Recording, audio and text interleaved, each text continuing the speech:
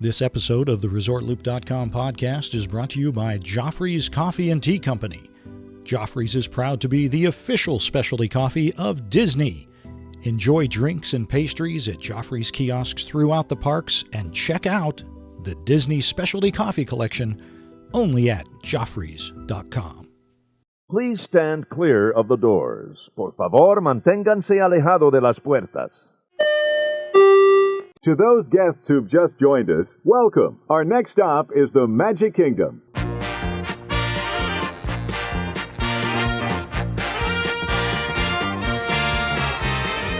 Hey everybody, thanks for joining us. This is ResortLoop.com. I'm Tim Scott. I'm Bob Collar. And this is episode 203. 203. I'm very excited about this episode, Tim. How could you not? This is like the ultimate. This is a bucket list episode. Our new guest is my new superhero. Absolutely. Marvel should just make a movie about him. No doubt. No doubt. A lot of folks probably have heard of Michael and Diane Greening by now. Why don't you go ahead and introduce them, Tim? Absolutely. Joining us on the show is someone who did the ultimate Disney, I don't even know what to call it. It's beyond an adventure. It's beyond an excursion. It sounds like an odyssey. Joining us on the show is Michael Greening. I apologize. I'll just let you let him tell us what he did. Michael, thanks for joining us on the show. Oh, my pleasure. Thanks for having me. Now, Michael, what were you thinking? Tell everybody. A good idea at the time was what I was thinking. Hey, this will be fun. Hey, this will be something crazy to do, and let's do it together. Exactly. That was about it. Okay, so tell everybody what you did, and then we'll get into all the logistics. This is awesome. The logistics was very difficult. So basically, we attempted to set what will hopefully be a Guinness World Record. I've submitted it to them. I haven't heard back, so I can't say if it will be or it won't. By visiting Toyko Disneyland, Disneyland in California, and Walt Disney World all on the same day. Wow. But that was Valentine's Day, too. Don't forget that. Exactly. And we actually, to be honest, we wanted to do it on our anniversary because for every anniversary my wife and I have had, 17 so far, they've all been celebrated in Disneyland. Okay. Because we're close to Disneyland. We go there probably used to go about once or twice a month. Now it's like once every 3 or 4 months just because we're too busy and don't have the time. So we celebrate all our anniversaries in Disneyland. And for our 10th anniversary 7 years ago, we said, okay, we're going to go to Disney World. And it was our first time going to Disney World. So we spent a week in Disney World, but we made sure to come back on the 17th so we could at least hit Disneyland for a short time to be in there on our anniversary. Okay. Okay. And then this year we were deciding, it was our 17th wedding anniversary on January 17th. Oh, nice. And so I thought that was a fun thing, 17 on 17 and stuff. And we decided, do we want to go to Toyko Disneyland or do we want to go to Disney World? And to backtrack a moment, we went to Toyko Disneyland last May for the first time and absolutely loved it. But we felt like we got gypped a little bit because when we went to the airport to leave, the flight was canceled for a day. And so we lost an entire day right there, and that was the only day that was sunny. The rest of the time we were there, it rained. And I mean, did it rain? The deluge. And so we just felt like we got shorted a little bit, that we didn't get all the time we wanted in the parks. I didn't get to do the photography that I wanted to do, which is my hobby, because it was just pouring rain, and the rain took out my camera halfway through the trip. So we wanted to go back. And so the thing was, did we want to go to Toyko Disney or Disney World? And for people that don't know us, my wife and I own a manufacturing company, and we work on average at least 100 hours a week. Wow. Whoa. And generally we're lucky to get 1 day off a month. And so and those are usually spent at Disneyland. And in our lifetime, she's 51, I'm 49. We have never had a 2-week vacation in our life. Wow. Oh. So this was one of those things of, what? We are killing ourselves. Let's just do a week in Tokyo and a week in Orlando. And we'll take a 2-week vacation. And, we're still young enough to travel and healthy enough to do what we want to do and things. And so it's like, we're just going to do it. And then it kind of started toying with the idea of, well, if we do that for our anniversary, we won't be in Disneyland. So it was like, well, what if we make Disneyland that day our travel day in between the 2 weeks, and we'll just stop off? Because literally, to put this journey in its real simplest form, we're flying from Tokyo to Orlando. Well, the plane is going to stop at LAX anyway. Right. And instead of sitting in LAX for 4 hours waiting for the next plane, we could run to Disneyland and run back. Yeah. And then we get into Orlando at 10 o'clock at night. And if the park is open till midnight, we could be in there. And, that's in the simplest format. It took a lot more than that to pull it off, but that was the kind of mindset. Right. And that so that said, planted the little bug in your head. Hey, we could hit all 3 in one day. And then I started, it kind of became this thing. I was quietly doing it without saying a word to my wife of, can it be done? Do the flights work out? Can it even be done? And so I started looking around at the flights and the time information and everything. And I was like, it can be done. There's actually a 3 hour and 45-minute window in between flights. And so it was, we could do this. What time does the plane come in here? What do we have to do? And then I started asking her about it. What do you think? What do you think? She was like, that's insane. I'm not doing that. That's just stupid. And then I just kind of kept pushing it, going, that's the point of it. Mm-hmm. It is stupid. It is insane. And it's one of those things you do once in your life and you say, yeah, we did that.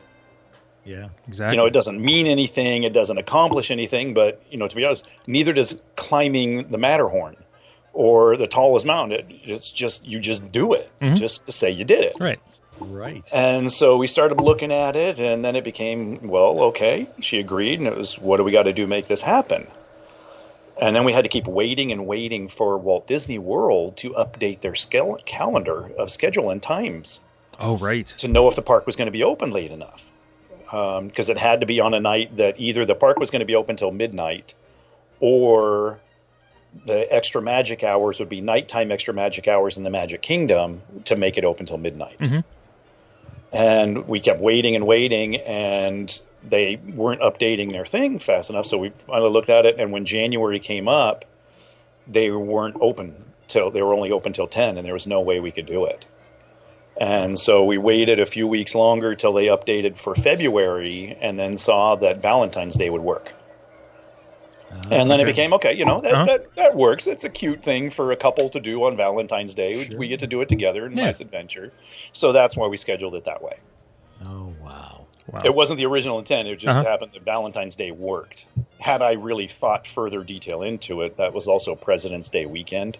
Oh, yes. My goodness, yes. Yeah. And so Disney World was just packed. Right. And there was also a national holiday in Japan when we were there that week, so the parks were packed. So, had I thought about it a little further, I probably would have chimed it someplace else just to enjoy the trip a little more. So the planets aligned for the positive and the negative both. Yes, they did. So, Michael, you guys, let's start this trip. You guys went to Tokyo. How long were you in Tokyo before this kicked off? We were in Tokyo for a week. So we had 5 full days in the parks, and then that Saturday, our travel day, we went in the morning. Nice. Okay. So you didn't just fly to Tokyo and turn around. Turn around. No. Okay. All right. And that's why I'm so glad I get to talk about it with you guys, because the media that picked up on this, which, by the way, we did not seek at all, they misreported the story. Okay. And they made it sound as if all we did was fly to Tokyo, take a picture, fly to Disneyland, take a picture, and fly to Orlando and take a picture. Mm-hmm. And which would be retardedly stupid. That would be insane. That is insane. And I'm not even that stupid. So they all made it sound that way. And so that, unfortunately, because the media coverage and all that brought out all the trolls on the internet saying all kinds of nasty things too, that was stupid, and all these nasty comments, thousands upon thousands of nasty comments. So that's why I'm like, thank God I get to talk to somebody where I get to say what really happened. Yeah. Set the record straight. Exactly, get the truth out there. That's right. Right. So you're in Tokyo, and you spent a week there. How was the weather in Tokyo for the week you were there? Cold. Was it? Cold, yeah. cold. Yeah, coming from San Diego, where it was 70 to 80 degrees every day, we get there, and the highs, I think, were in the low 40s. Ooh. And the lows would drop to right about freezing. Oh, my goodness. And one day it actually snowed in the park, which is really cool. Oh. I was hoping that it would snow heavier just for photographs, but it was just little light flurries in the air that never really hit the ground or anything. But we're from San Diego. That was the first time my wife had ever seen it snow. Oh, wow. And only the second time I've ever seen it snow. Wow. Well, that's cool. There's another memory. Yeah, exactly. Awesome. I think that means that Bob and I are going to have to move to San Diego. Absolutely. Exactly. Today is probably 90 right now. Oh, wow. We're in Cleveland. Yeah. Oh, God. Yeah, exactly. That's what we say every day. Oh, man. That's brutal. We'll just leave it at that. Yeah. Okay. Enough said. Yeah. So you guys are all set. How long did it take you to figure out the whole airline scheduling and all of that? When we originally started looking at it, it was actually pretty easy because the flight would leave. It sounds pretty easy, actually. The flight leaves Tokyo at 5 p.m. that day and was supposed to arrive in Los Angeles at 9 a.m. that morning, just because of the time difference. Mm-hmm. So you're thinking, 9 a.m., piece of cake. The flight doesn't leave to go to Orlando till 12:45. All right. It's like, 3 hours, 45 minutes. That's plenty of time to run to Disneyland and back. Right. Well, soon after we start doing this and planning it, before we'd actually, plunked down the credit card and made the reservations, they changed the flight. And it now arrived at 10 a.m., and the next one left at 12:40. Ooh. So now we had 2 hours and 40 minutes. And so we started looking at it okay. And this is where we created the term buying minutes. What do we have to do to save time and move faster? So when we went to Tokyo, we only took carry-on luggage. Oh, smart. Yep. So it was, buying the right luggage for that and trying to make it faster. So on the flight back from Tokyo to LA, we flew premium economy because the hope was to be able to sleep on the plane, which unfortunately didn't happen. But also that put us 7 rows further up the plane. Oh, okay. And gets us off. That 7 rows is probably 3 minutes. Mm-hmm. And 3 minutes count. And then we hired a car service to pick us up at the airport, race us to Disneyland. And when we saw the time difference, it was Diane's idea, which was really smart. Instead of trying to go back to LAX from Disneyland, which can take an hour on a Saturday afternoon, if you're lucky. Oh, yeah. We flew out of John Wayne Airport, which is only 20 minutes away. Okay. And a lot less crowded. And so we just basically went from LAX to Disneyland to John Wayne Airport. And the flights left at exactly the same time. Okay. Oh, great. And then what we did is before we left here to go to Tokyo, we shipped a suitcase of fresh luggage to the Wilderness Lodge where we stayed in Orlando at the resort. And so we had fresh luggage there and skimped by with just the carry-ons that we took to Tokyo. Not have to worry about that. That was smart. Yeah. And so it was one of the things, if you have to wait for luggage to come off a plane, there's an hour right there. You're dead. And right. And then, of course, and we had a car service to pick us up in Orlando right at the airport and be waiting for us. And everything, I told everybody what we were doing, what we were attempting, so they would have a driver there. And then when it came down to it, the flight in was an hour late. Oh, right. And you missed the we flight. Missed the one to Orlando, yeah. At John Wayne, yeah. At John Wayne. And it was one of those things of it comes in an hour late, which is really unlike Japan. Mm-hmm. In Japan, they do not like being a minute late for anything. Right. Yeah. If a train is late in Japan, it's late by 2 seconds. And that's a big deal because the trains are moving so fast and so they cannot be late. Yeah, I've heard it's like clockwork there. It is. It absolutely is. You can literally set your watch by the trains. Wow. And so that flight coming in an hour late for absolutely no reason. It was just late. They didn't seem to care. We run down to find the driver and we can't find him. And there's all these drivers there, all lined up, all holding signs, and none for us. Wow, this sounds like The Amazing Race. Oh, yes. We were running through the airport. This is cool. And the other thing we had to do, this is a big key, is we got what is called a trusted traveler program. So we don't have to go through customs. Right. I was going to ask you about that. Yeah, because Yeah. customs would be a nightmare maybe for Would be a nightmare. And so all we literally do is walk up to one of the kiosks, which are completely empty. There's like 20 kiosks and not one person at them. You scan your passport, you scan your fingerprint, it prints out a receipt. You walk up to the customs desk, hand it to them, and walk out. Wow. Yeah, huge time saver. Wow. And worth it. You pay $100 for this thing, but God, is it worth it? Mm-hmm.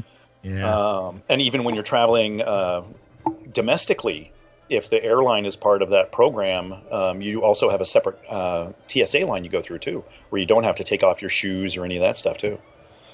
Nice. Exactly. That's really nice. Yeah. So I'm sorry. Go ahead, Michael. Oh, we run down there and we can't find the driver, and I'm already panicking. So I'm on the phone with the car service. Where's the driver? He's not here. He was standing right behind me, and I just didn't see him. Well, you're probably starting to panic a little bit here and get really nervous. Oh, I was totally panicking. Yeah, I can see it.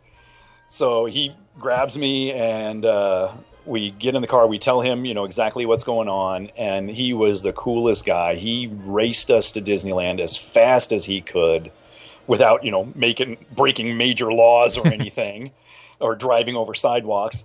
And there's where all the tour buses come into Disneyland to drop off people, the trams and everything drop people off. There's a parking lot there, a little car waiting lot. And so we had him go into there. I'd already talked to Disney ahead of time to see exactly where it was, what they could do. And it's called a drop-off lot. And so we pull in there, and he tells the security guard, I'm just dropping them off. They'll be right back. And we run to the front gates, sprinting as fast as we can to the front gates. And get up there, and of course the lines are huge to get in. And it's taken forever. We're just shaking our fists. Come on. And we feel horrible too, because like I said earlier, we got a cold in Tokyo, so we don't feel well.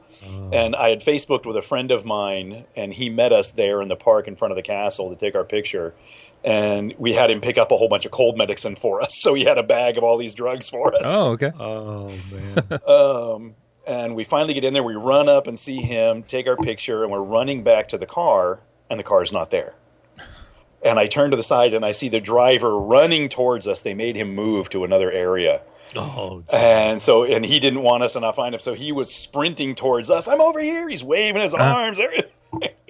We run down there, and it's now literally like 12:20, and the flight's supposed to leave at 12:40. And he is swerving around traffic, taking all these side routes and everything. And we race up to the airport, hop out and run in. And the girl's at the counter looking at us, just shaking her head. Oh. Your flight left 2 minutes ago. Oh, wow. And my heart absolutely sank, because that was the one contingency we didn't even plan for. Mm-hmm. Right, sure. How do you? And so we had also booked that flight from L.A. to Orlando. We booked, this is a good trick for anybody booking flights, but a little travel tip for you. When we were booking it, we looked at what the cost was, and it was $600. And then what was the cost for business class? $60 more. A no-brainer. Yeah, mm-hmm. $60 more, no-brainer. Because there were no business class seats on that flight, we were automatically upgraded first class. Oh. For $60. Yeah, smart. Nice. Works. So we booked the front row of the plane to be the first people off. Okay. Can I ask what airline that is? That was US Air. Okay. Yeah. But we missed the plane. And the beauty of John Wayne Airport, too, is this is mind-boggling. It's Valentine's Day, a Saturday afternoon.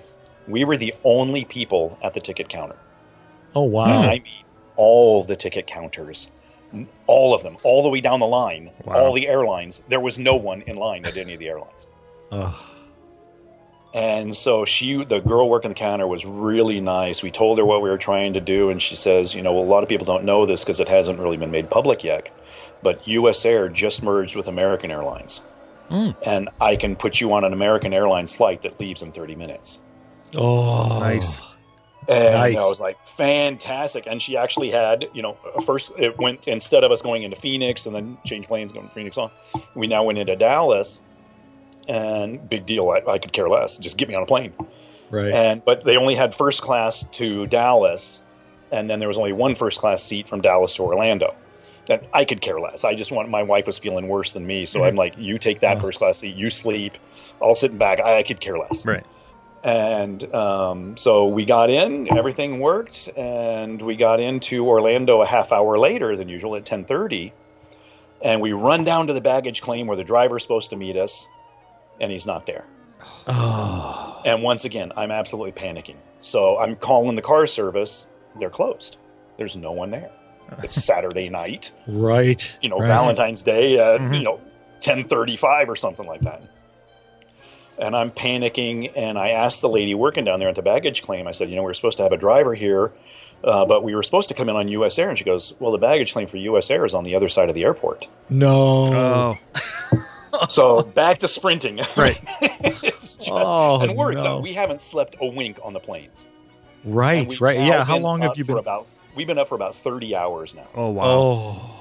And sick. And sick. And so we are running across the airport. We run down there, and there's no driver.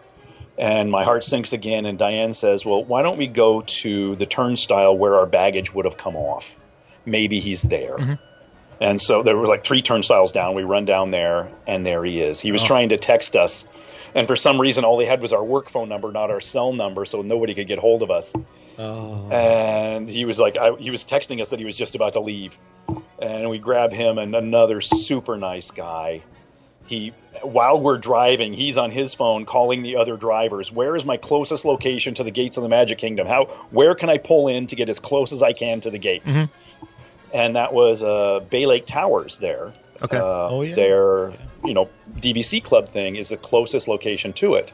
So we pull right into their parking lot, and he just pulls right off to the side without even parking. He says, I'm dropping them off. And now we're in another run, sprinting into Magic Kingdom. And we run in there, get down Main Street, and find the first PhotoPass photographer we can find. Take our picture! You made it by what, 20 minutes is all 20 you made minutes. It? Oh, incredible. Wow. 11:40 we got in there. Well, I'm looking at a picture of you guys, and you guys look fantastic. You don't look like you're sick. You don't look like you've been up for 30 hours. That's awesome. We were just at that time, we were just so pumped full of adrenaline and stress.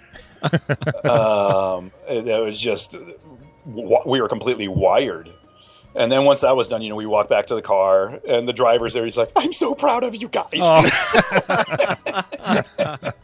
That is awesome. And then he drove us over to Wilderness Lodge, and we went into our room.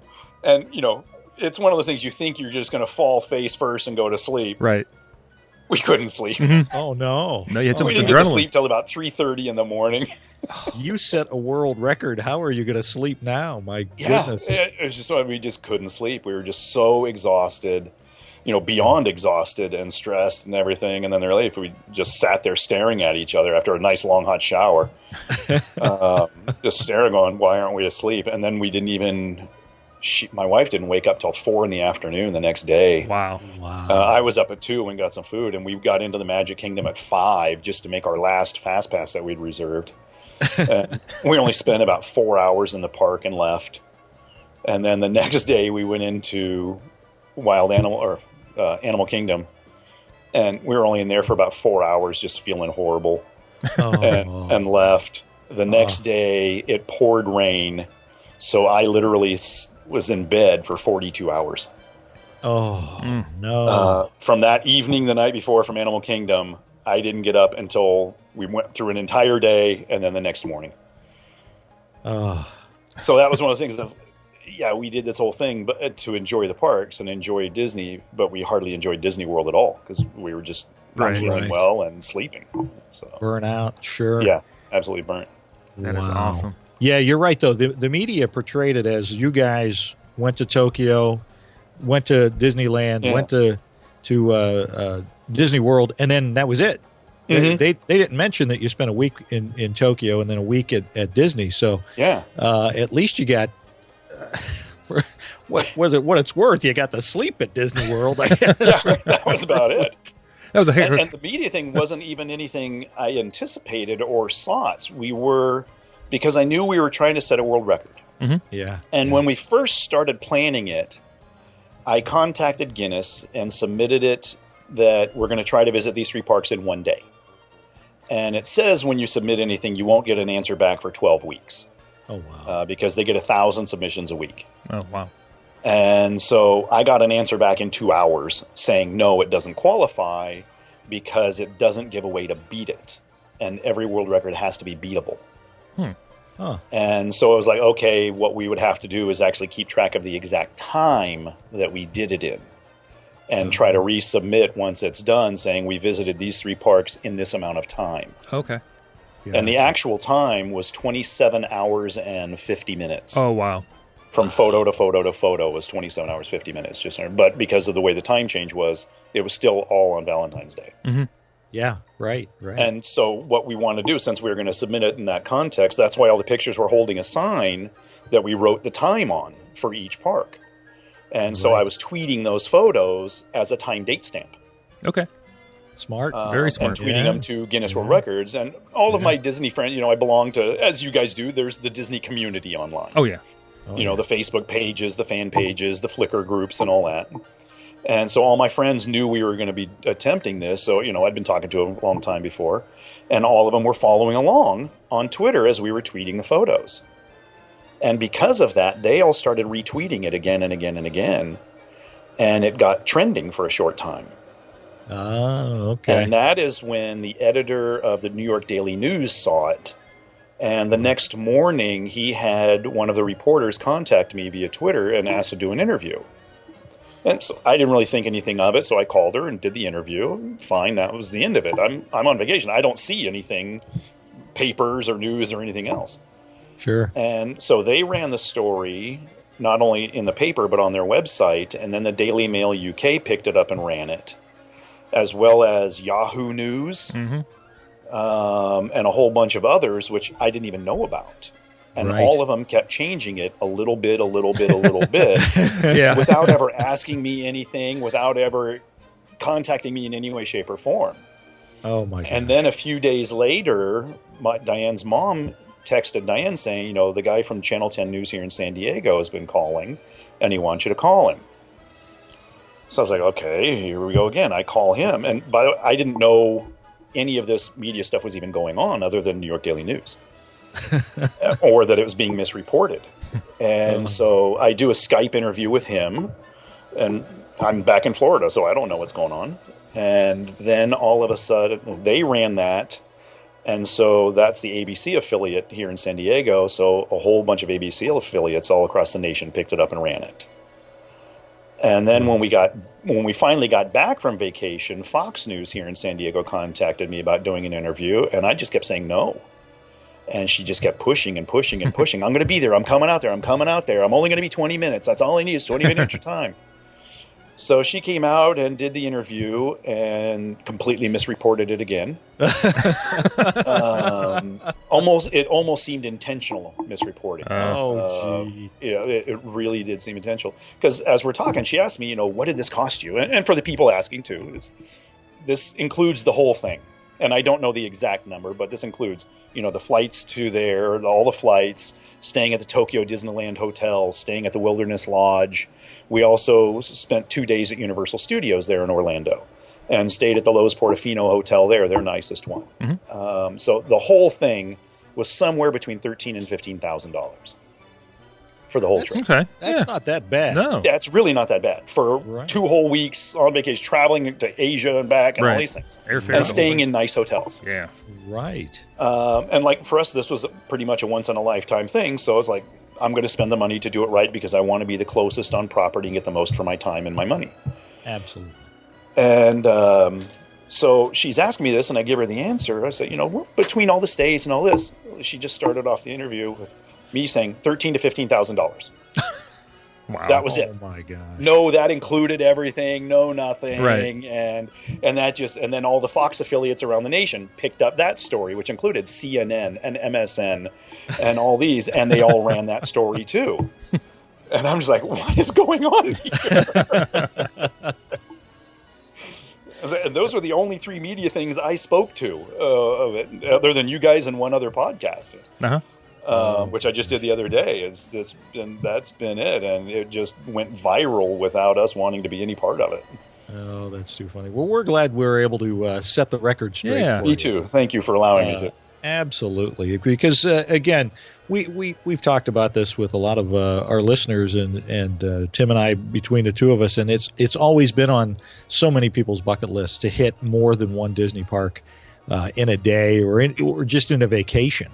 Yeah. And you guys, it sounds like you guys, other than being sick, had you not been sick, it would have been just beautiful, the whole thing. It would have been a whirlwind trip, if we weren't just feeling so great. Yeah. And in Disney World, it was one of those things, when we get there, it's nice weather and we're feeling icky and everything. And then the rainy day right in the middle of it, which was great because all I wanted to do was sleep anyway, so that just gave me an excuse to sleep the whole day. Right. And then they get a cold snap, and it's in the 30s there, and it's like a record cold temperature in the 30s. Yeah. And we had to pull all of our thermal underwear and all our thermal gear out of from Tokyo luggage. And we wearing that in the parks in Orlando. It's like, this is crazy. Hard to believe, yeah. Yeah. Wow. Oh, my gosh. Well, I think Disney should give you guys another couple of weeks at whatever Disney park. Exactly. They actually wouldn't touch us with a 10-foot pole. I was going to say, Really? were they ever aware of this during the time or afterwards? Did you ever hear from them? I had contacted them when I first started thinking about the idea. I contacted the PR department at Disneyland and asked them if they knew if anybody had ever done it. And they said, as far as we know, we've never heard of anyone even attempting something like that. They were like, we know Disneyland and Disney World in a day. A lot of people have done that. Mm-hmm. But there's something like this we've never even heard of in an attempt. And the person I spoke with back then, that was a long time ago, says, keep us informed, because if you do, we'd like to do something on the Disney blog with it. Mm-hmm. And once it was all booked and all planned and everything, I contacted them again, and they never responded. I called several times, emailed, no response at all. I contacted the person for the Disney Parks blog that's on Twitter.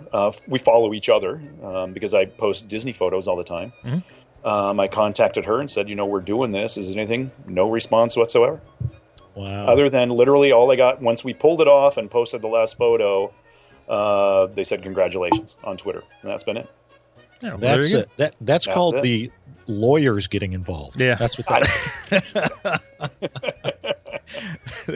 the Or lawyers we said, don't want to wait, condone this behavior, Right. so we're not going to say anything about it. Let's not encourage this anymore. Exactly. right. They slept for a week. We don't necessarily want to. Oh my gosh. Well, The only difficulty of that stuff too is the way it works in Orlando now with a Magic Band system, and and having to reserve all your dining reservations 6 months in advance and reserve your fast passes 3 months in advance and all this stuff. If you're not feeling well, you're not on schedule, right. and you don't get to do anything. Yeah. It's just forget that trip. If you're not on schedule, especially on a holiday week, you're not doing anything. Yeah. We've talked about that, and the spontaneity seems to be a little bit gone because of that. You can't just completely gone. Yeah. The day that I slept was supposed to be our day at Epcot, but it was raining. Like I said, I slept, and so instead, the next day was going to be Hollywood Studios, and we decided, I'll blow off Hollywood Studios. I'd much rather spend the day at Epcot for the next day. And when we went, all I wanted was a simple fast pass for Spaceship Earth. Oh. The line was like 25 minutes. And I was like, we'll get a fast pass. Mm-hmm. Yeah. Can't find the fast pass. Can't find them. We're wandering all around. Everyone's going, you got to go around here. It's over there. There's these kiosks. There's this. We finally find this little alcove with the Fast Pass Plus things and all these cast members standing there. And we scanned our thing, and the answer was, you're supposed to be at Hollywood Studios today. Oh. I was like, well, we're not. Exactly. Can I get a fast pass for Spaceship Earth? No. Oh, wow. Yeah. No fast passes for anything in Spaceship or in Epcot, period. No, it was just flat out. Yeah. And so that was that. So we just spent the day wandering around and rode Living with the Land and the little boat through the Mexico Pavilion thing and stuff. And that was about it. And just kind of wandered around, took pictures. Which for me, all I go for is taking pictures anyway. So. Right. Wearing your thermal underwear. That's good. Mm-hmm. And so in that context, if you have the ability to stay on schedule and be on a schedule, it works great. But without it, it was more of a yoke around our neck than anything. Yeah. Yeah, that's that. But you got to do something that all of the Disney fans out there would just absolutely love to do. And I'll never do it again. I was just going to ask that. Any chance you would want to do maybe some different parks? Maybe hit, I actually toyed with Paris, Orlando, and Disneyland. Okay. Yes. But the flights do not work out. The time changes and all that, it doesn't work to do it in one day. There is one other one that could actually work, and that would be if somebody really wanted to do something crazy. Hong Kong, Tokyo, Disneyland, Disney World. Oh, how about Shanghai? Wow. Don't forget Shanghai's coming online. Or Shanghai. I mean, because that one, the time zones and the time thing work in your favor. Mm-hmm. That could be done. Right. Because like I said, the plane doesn't leave Tokyo until 5 in the evening. Right. But you would have to really schedule the transportation to and from airport. All these things would have to really be detailed. And I think the only holdup on that would probably be customs. Why are you coming into the country? Why are you going in? Why are you leaving? That type of thing, in and out. Quickly. That it would raise some red flags. Right. Yeah. I real quick. I tried to do a trip from doing Tokyo, Hong Kong, and Paris, and the commercial flights you can't do it. By the time you get to Paris, it's the next day. It's the next day. Yeah. So, but yeah, going the other way, jumping over the international date line. Exactly. Might actually, yeah. But, and even if somebody wanted, if there's somebody out there that, if let's just say Guinness does accept this as a world record, if somebody out there wants to try to beat it and they're planning something like this, it could easily be beaten. The mistake we made time-wise, and I'm not going to say it was a mistake, it was just something we didn't think about, is because there isn't really Wi-Fi or anything in Tokyo, or in Japan, I should say, you have to rent, like, MiFi is what it's called. Mm-hmm. And we didn't do that. And so we knew when we took the picture that morning, we had to go back into the hotel to our room, plug in, and post the picture. And then check out of the hotel and then wait for the limo bus that picks you up at the hotel and hits other ones and take you back to the airport. We could have we took that photo at 9:50 in the morning. That could have been taken at 2 in the afternoon. If somebody had if they had the MiFi and if they had arranged transportation from the park to the airport. Yeah. Somebody could easily shave 4 hours off of that. Yeah. Now, if somebody beats it, more power to them. Yeah, but you're like Christopher Columbus. I'll say congratulations, good for you. That's right. You have set the bar. Yeah.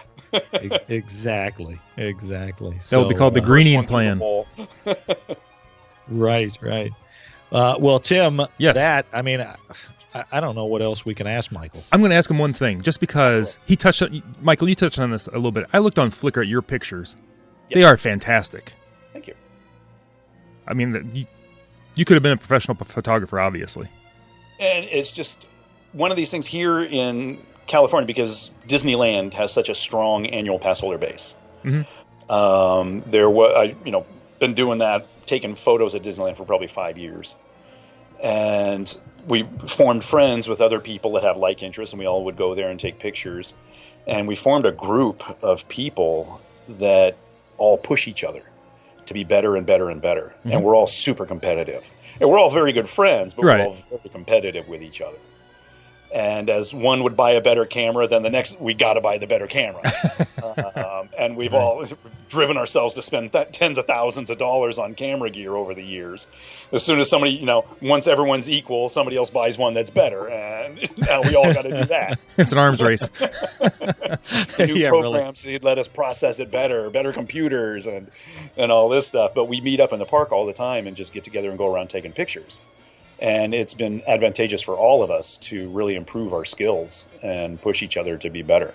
Wow, well, they are definitely gorgeous. And those guys that shoot with me are, most of them actually a little better than me. Wow.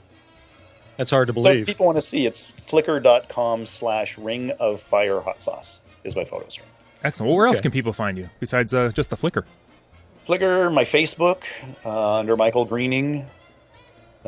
Twitter as Ring of Fire 1. Ring of Fire being our product line, the hot sauces that we manufacture. About it. Excellent. I stay pretty quiet somewhat.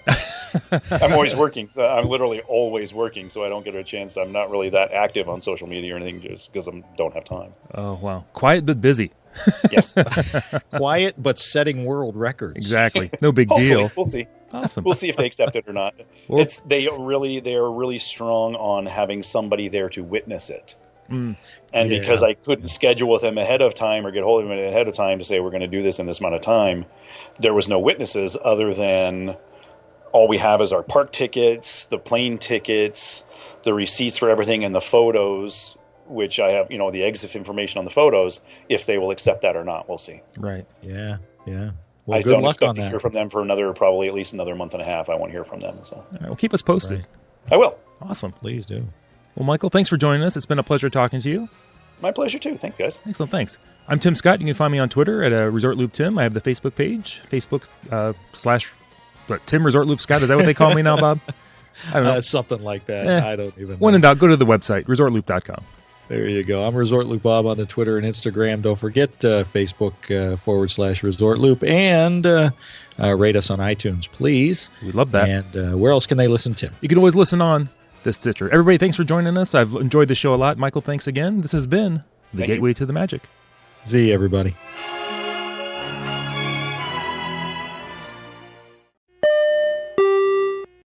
We came here together as one and forever, where all of your dreams come true.